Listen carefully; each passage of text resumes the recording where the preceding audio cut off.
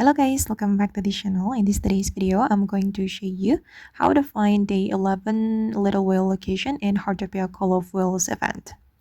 Okay, for day 11, we need to find this splash whale, the royal purple splash whale, and you're going to go to the Wheelfall Canyon to find it and go to this area right here, guys, near the Coral Way.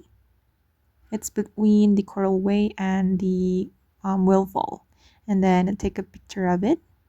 Take a picture of this royal purple splash whale.